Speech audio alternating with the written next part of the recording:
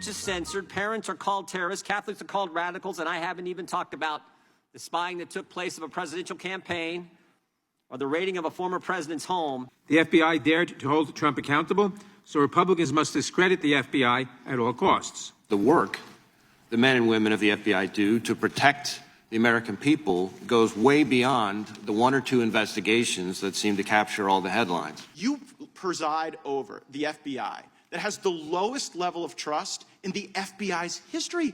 People trusted the FBI more when J. Edgar Hoover was running the place than when you are. And it appears as though you're whitewashing the conduct of corrupt people. Respectfully, Congressman, in your home state of Florida, the number of people applying to come work for us and devote their lives working for us is up over 100%. We're deeply proud of them, and they deserve better than you.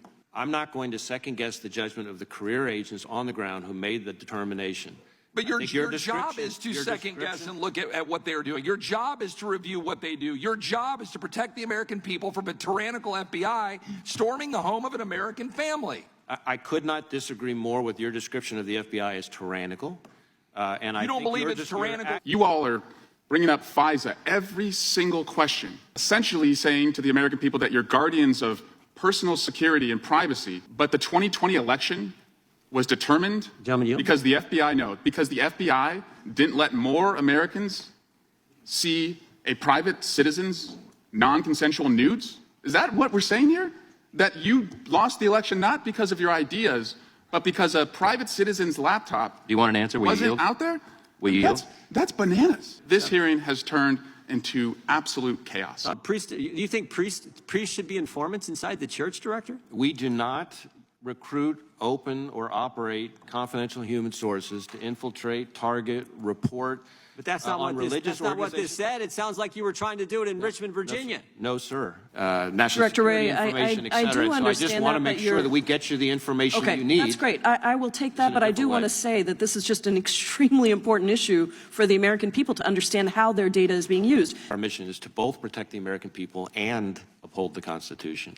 And we have, on the issue of FISA, clearly had failures in the past. I've been very plain about that, and we've implemented a whole series of reforms. Can you define what disinformation is? What I can tell you is that our focus is not on disinformation, broadly speaking. Well, wait a minute. Yes, it is. Wait a minute. Can I answer the question? You can in a minute. We need a definition of what that is. Our focus is on malign foreign disinformation. That is, foreign hostile actors who engage in covert efforts to abuse our social media platforms, which is something that is not seriously in dispute. I have to stop you for time. The FBI is not in the business of moderating content or causing any social media company to suppress or censor. That is not what the court has found. It's actually sad that the majority is engaging in conspiracy theories and efforts to try and discredit one of the premier law enforcement agencies in the United States in the effort to try and without really any evidence, make the case that the FBI is somehow